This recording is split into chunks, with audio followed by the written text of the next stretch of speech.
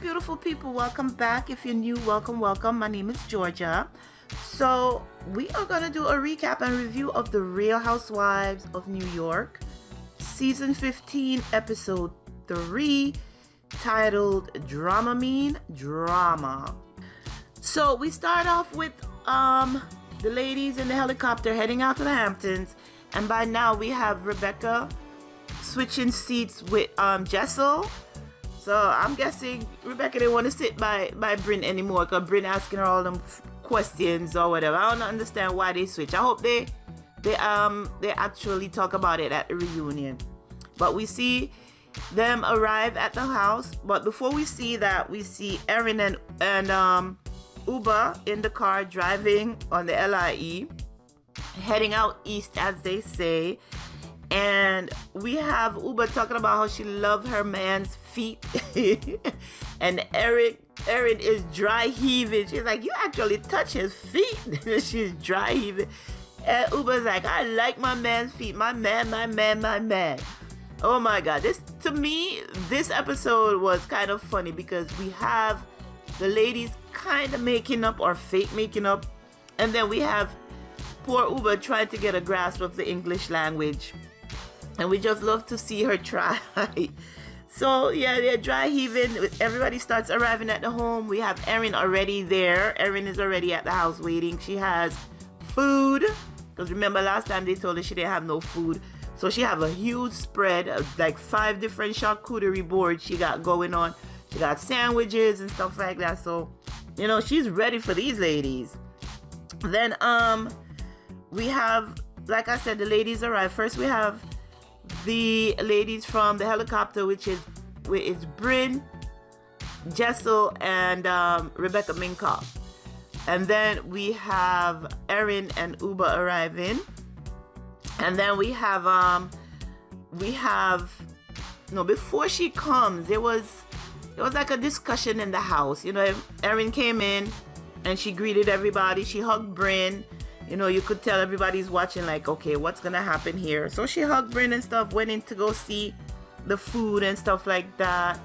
And then she goes outside to get, I don't know, who brings a clothing rack when they go on a trip? I guess Sai does. She brings out a foldable clothing rack and she sets it up right in the entryway of Bryn's house, of Erin's house. I'm sorry, guys. I'm still getting the names of some of these people. She set it up right in the entryway. But before she went inside, we have Jenna pull up in her brand new Bentley. I'm like, yes, girl. And Sai was like, what? Give me a ride. I want to drive.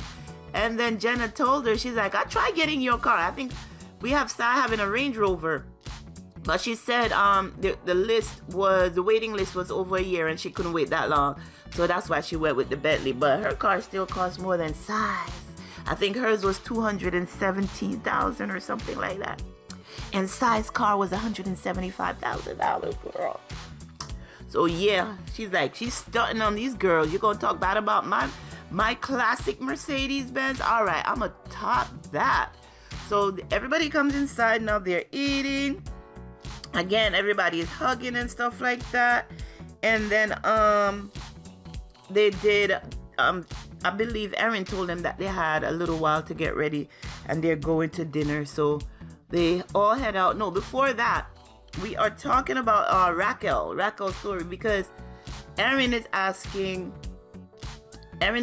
Sai, why didn't you want Raquel to drive with you guys? And Sai's like, what are you talking about? And Sai was like, God damn it, I've only been in this house for 5 minutes and it's already some mess. So Sai was like, what are you talking about? And then Erin goes in to say that she spoke to Raquel and Raquel told her that she told you guys that she gets car sick, so therefore she can't drive in the back seat. She always has to be up front.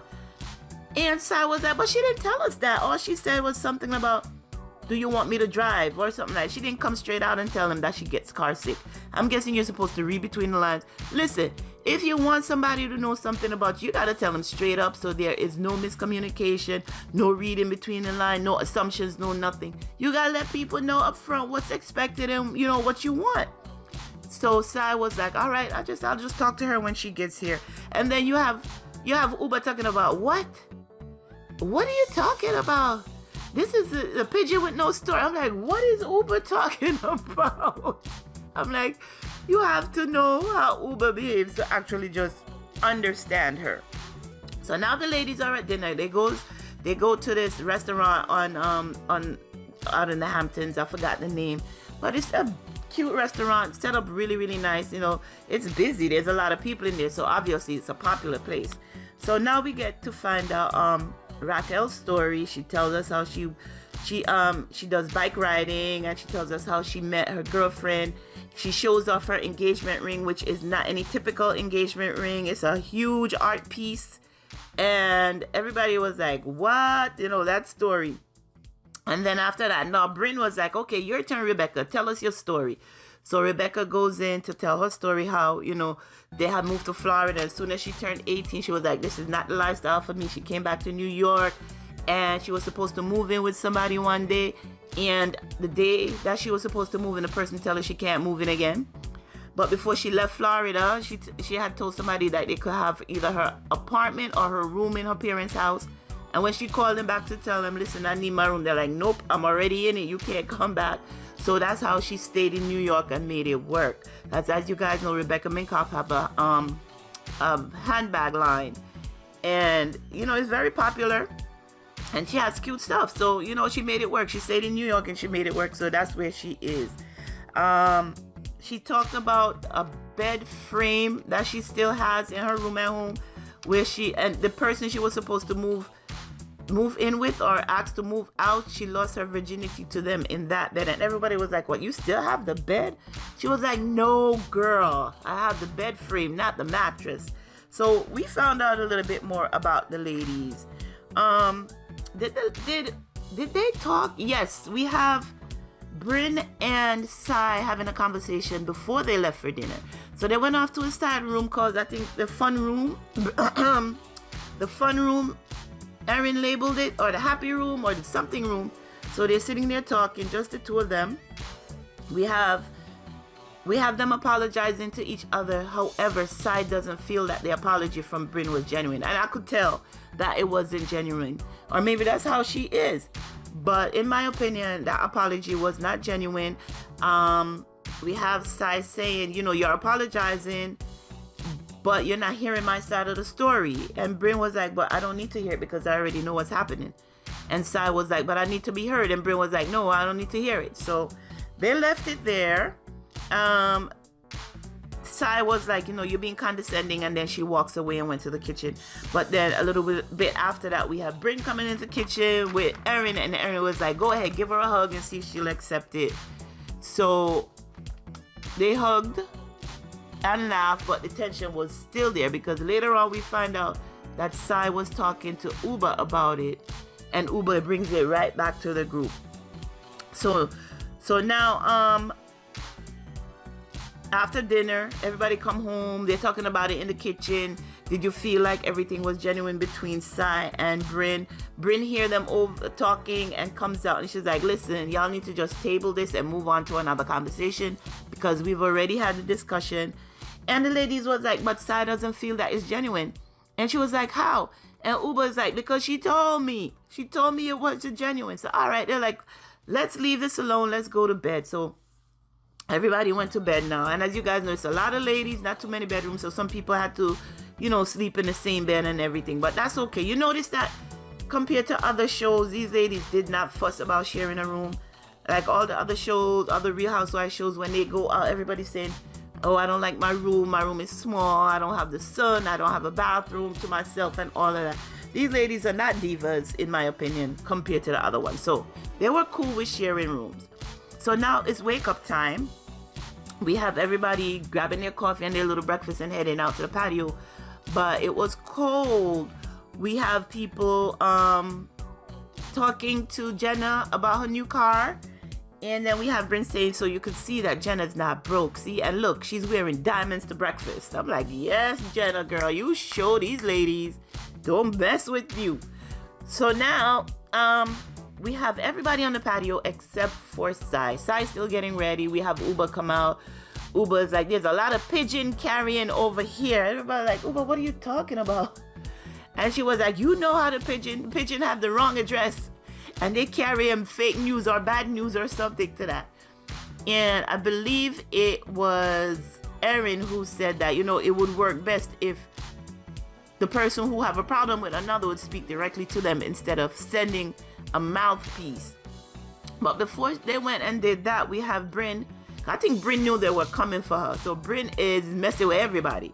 She is like taking the attention off herself and saying little slick things about each person.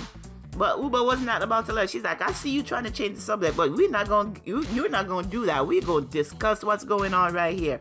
So they're calling Bryn an instigator. And eventually we have Sai coming outside. What's going on? What's going on, y'all?